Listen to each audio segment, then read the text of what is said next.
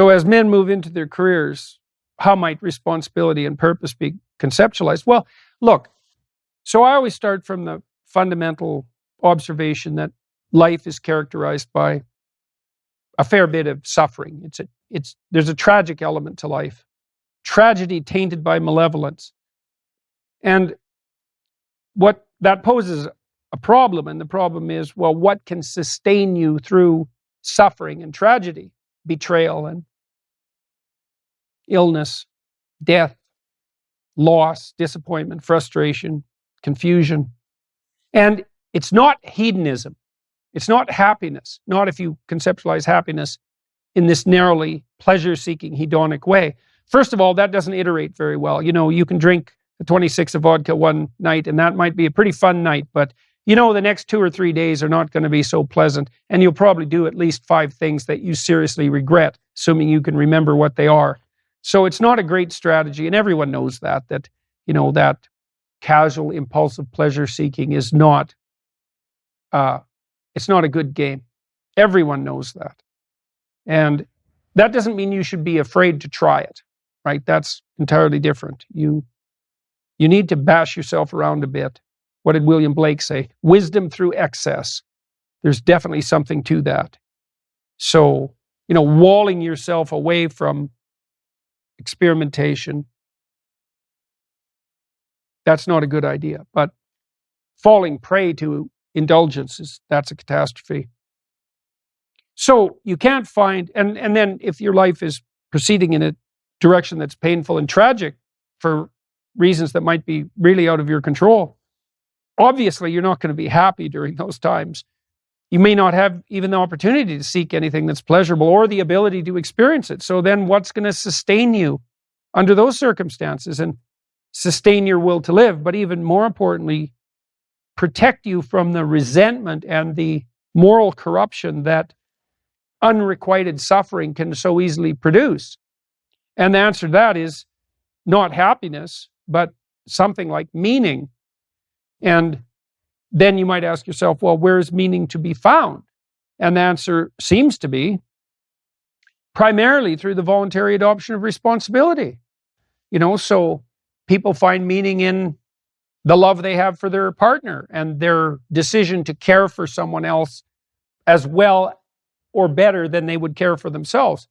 They find meaning in that, and it can sustain itself across many, many decades, for better or for worse.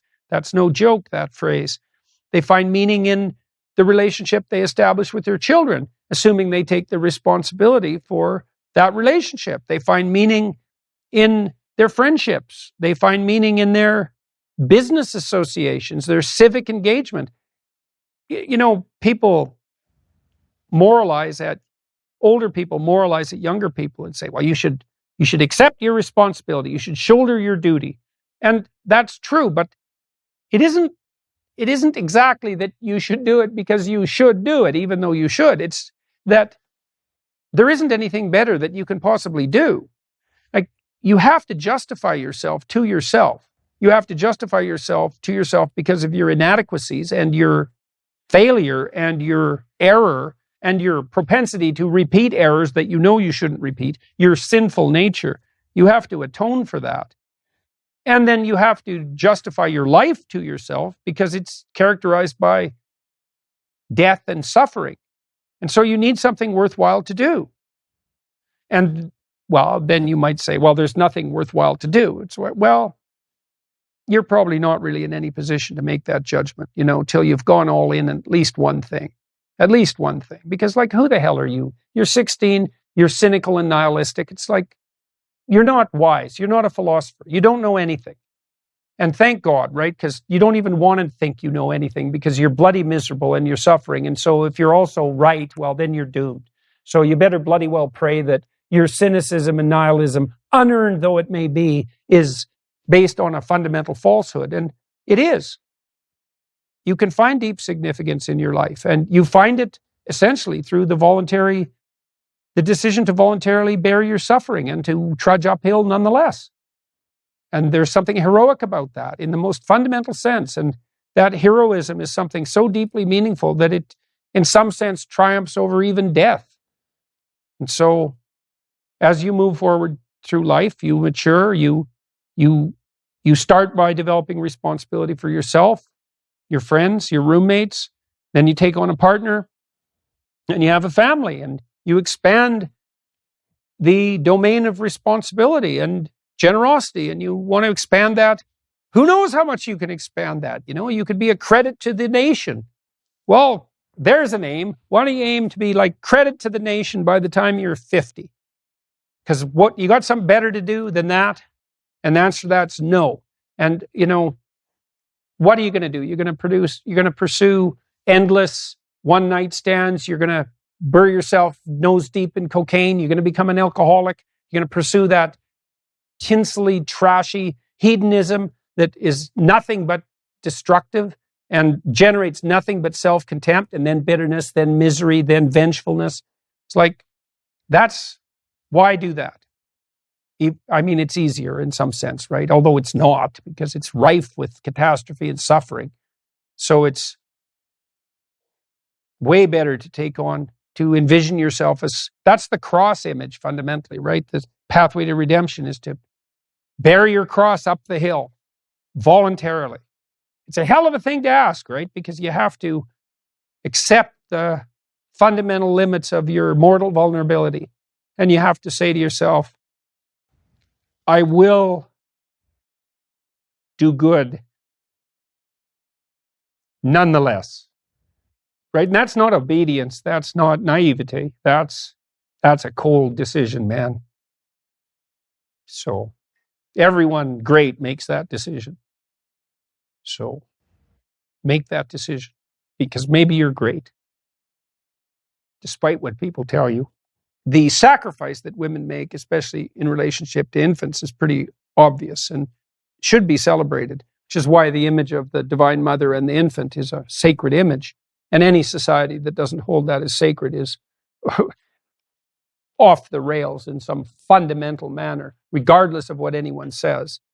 And that's not merely a Christian image by any stretch of the imagination. The Egyptians had images of Isis with Horus on her lap that are clear prefigurations of the images of Mary and Christ. Of course, this society has to worship the mother and the infant because, well, obviously, if you can't see that, or if you don't want to accept that, I don't know what you're rebelling against, but it's certainly the spirit of life itself. So that's not going to work out well for you or anyone that is around you. Mothers, they need to trust. You need to trust your husband. And that's a hard thing to ask when you're trying to trust him in relationship to your kids, because your fundamental instinct is going to be to protect your kids. But that's not the only instinct you should manifest, because you also have to nurture their development as well as protect them. And so that's a competing force. And you might say, well, why should I trust a man? Of course, a man could say that about a woman too, but the woman could say, well, why should I trust a man, especially when I have vulnerable children? And the answer is, because you're courageous.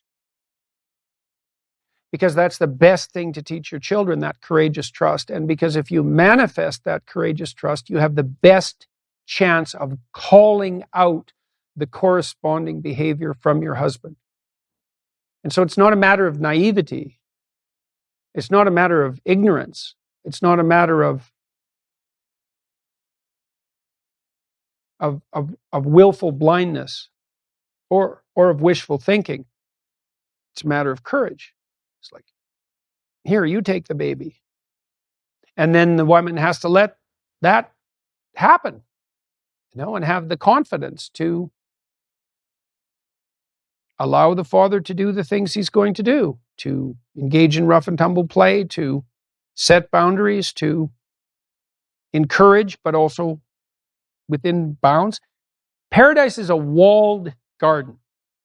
So you could think that the woman, in some sense, tends the garden, but the man, he puts up the walls and makes sure that they're patrolled, and that the walls are also limits for the children. And you don't get paradise without the walls. And hopefully you can do that with your wife in the spirit of play. And then you know your household is functioning properly to the degree that the spirit of play governs, rules. Then that's a sign that the negotiation has proceeded properly and that the children are in the garden playing like they should. It's incumbent upon mothers to find it in their realm of courage. And that's part of that myth of facing the beast. Of course you're offering your child to a beast. But the way to tame him is to seduce him with the child. And that's risky, man. But hey, it's not as risky as not doing it. So that's the thing, is that there's no risk pathways. There's just your choice of poison. I've seen lots of mothers, I saw this all the time when we had little kids. The father would start to interact with the child and the mother would interfere, like right now. She just shut him down. And because she didn't trust him fundamentally, because she was cowardly fundamentally, and maybe she had reason not to trust him because, people aren't 100% trustworthy. But I saw this in some families, she'd shut the father down 50 times and he'd just stop interacting with the kids. Because, well, for obvious reasons. One thing you want to know in a marriage is do not punish behavior you wish to see repeated. And husbands do this to their wives a lot too, especially if they're the jealous type. So imagine you have a wife that maybe you got lucky and you attracted someone who's a little bit above your caliber, or at least that's what you think. And maybe you're right too, And so she's attractive and you're happy about that in some ways, but what about those other men? And so you go out one night and she dresses up and she looks pretty damn sharp and you're a little unhappy about that because, what about those other men? And so she asks you how she looks and you take that opportunity to punish her for her beauty. You do that 100 times. And you watch what happens. You think, God, you've let yourself go. It's like, no, I pretty much shaped myself into what you allowed. And people do that in marriages to each other all the time. It's a brutal. If you have a dog and you whack it on the nose when it approaches the bowl, it will starve to death. So punishment, judiciously placed punishment can be devastating. And the most devastating form of punishment is punishment for virtue. Like if I punish you because you misbehave, there's a huge part of you that's like super relieved about that. Hey, it's like, oh, thank God. Children feel this way all the time. Oh, thank God I didn't get away with it, So that's hardly a punishment at all. It's just justice. And that's a relief, to have justice prevail. That's the whole motif of Crime and Punishment, Dostoevsky's novel. And but if you see someone do something good, like maybe your wife took a risk, she really got dressed up, she looks hot, and she took a risk. And so she's self-conscious about it. And you see that, and because you're jealous, you see just the right moment to slide in the knife. Man, you just blow people out of the water doing that. And you do that if you're resentful. And that's a really bad thing to do. You want to watch your partner and the people around you that you love. And whenever they do something that you would like to see more of, this is a great strategy and it's not manipulative. You got to have some sense of what you would like your family life to be like, your friends, everyone around you. When they do something that you would like to see more of, so you have to be smart enough to know what that is, you want to notice, nod maybe, a glance, or maybe you want to say, I used to do this with my kids all the time when they did something particularly well. I'd say, hey, here's what you just did. Detailed description. That was dead on. And that specificity, that's unbelievably rewarding because everyone sneaks out their best. They're afraid because people are afraid that they'll show their best and then it'll get rejected. And that really hurts. And so people sort of open the door and they kind of show you their best like that, just a little glimpse. And they're afraid, and then no one notices, and they think, yeah, well, nobody noticed, and then they fold up again. But if you see that and you notice and you say, hey, ha, caught ya, that was great, then they think, oh, wow, I thought maybe that was great. And so I used to teach a fourth-year seminar class, and I learned over some years to have the students, the first essay they had to write was 4 pages, and the next was 6, and the next was 8, but I had them rewrite the same essay. Because if you ever do a serious piece of writing, it goes through multiple iterations, and I wanted them to graduate from that class with having completed one serious essay, hopefully the best thing they ever wrote. And the first essay, like 80% of them they're just bloody dismal. Careless word choice, bad phrasing, sentences that were jumbled and incoherent, paragraphs that made no sense, all culminating to something formulaic and pointless, bad at every level of analysis. And my grading rule was the first essay is worth 5%, but I'm going to slaughter you. And so they could take that because it really didn't have much of an impact on their final grade, and I could be harsh without intimidating them too much. But one of the things I always looked for was generally, even in a really bad essay, there would be 1 or 2 sentences that were good, where the person actually came out of their possession and their persona and wrote something they actually thought. And the sentence would just sort of gleam, and I'd circle that and say, check. More of this. And then the next essay would be like 40% like that. And the next one, depending on how much they worked, 80 to 100%, identifying that what someone does right. This is a great thing to know. This will get you lots of places in your life. You watch people like a hawk, and when they do something good, you don't want to be presumptuous about this, right? You have to be careful when you compliment people. You generally can't compliment people who are way above you in a status hierarchy, for example, because it's presumptuous. But peers, for sure. People you love, generally. Certainly people who are lower in the authority hierarchy than you. But if you can single out something they did, if you're alert to that and you start fostering that around you, people just start doing more and more of it. And then you're just surrounded by that all the time. And that's so, like, how would you want anything better than that? So your primary job is to protect your wife from exhaustion, because taking care of an infant is exhausting, physically exhausting. So you need to pay attention to her, spell her off, and then get to know the child, at your own pace, but get to know the child. You'll see right away, if you spend some time with the child, if you're not afraid, that the personality of that person is already there. It's way in the distance in some sense, because there's only so much an infant can do, but the person's already there. And this is going to be a person you'll know for the rest of your life. And so you want to get to know this little person. And in doing so, you also differentiate that infant from infants. You might be, and this is typical of many men, they're just not that interested in babies. This isn't a baby. This is your daughter. That's a very specific thing. And that's a person, a specific person.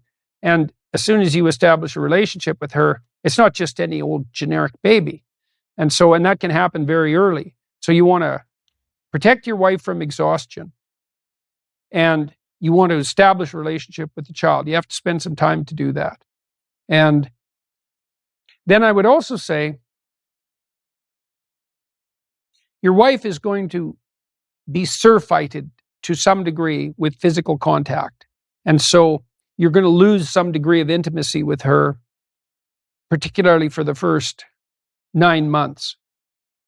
And so you have to get some of that attention from the baby, and that's a good thing to figure out how to do, because you lose on the one hand, but you gain on the other. It's also something you can teach siblings, that they'll lose their mother a bit, they'll lose their father, but they'll gain the attention from the baby if they're good at it, and you can teach them that.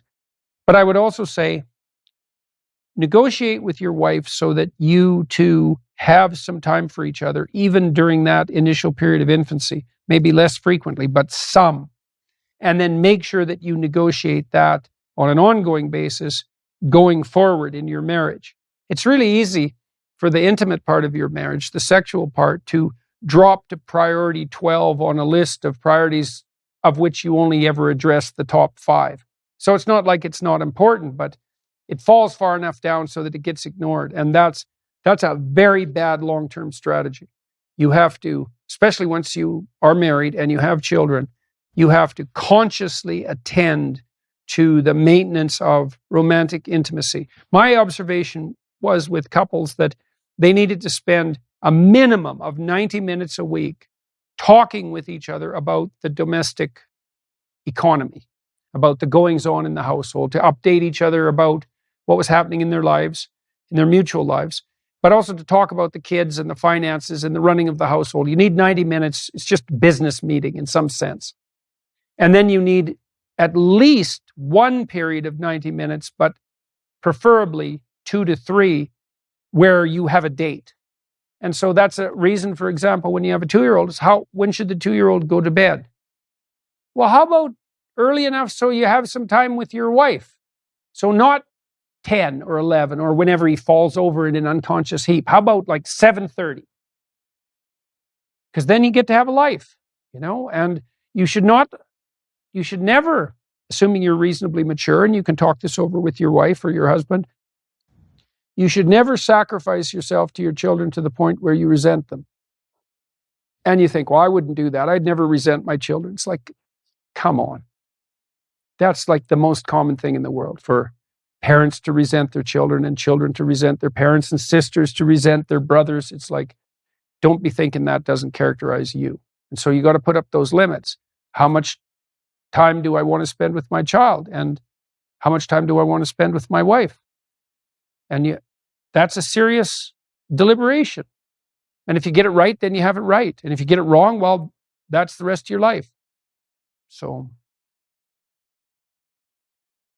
and then the last thing two last things I guess I would tell young parents: don't let your children do anything that makes you dislike them.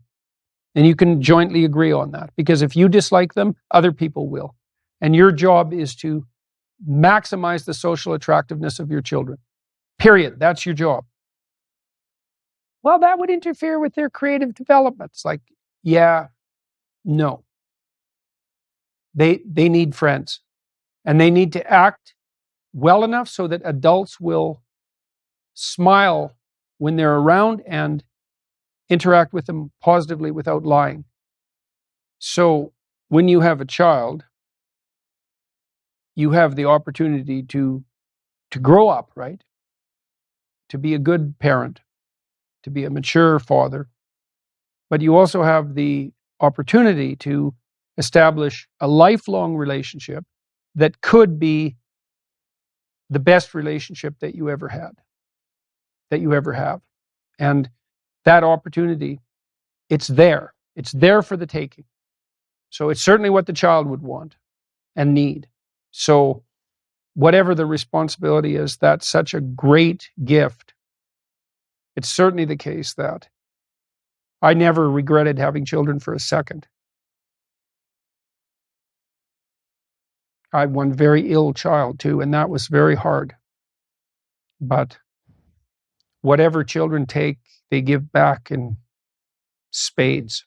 So, and if you can't see that, then you need to take the scales from your eyes.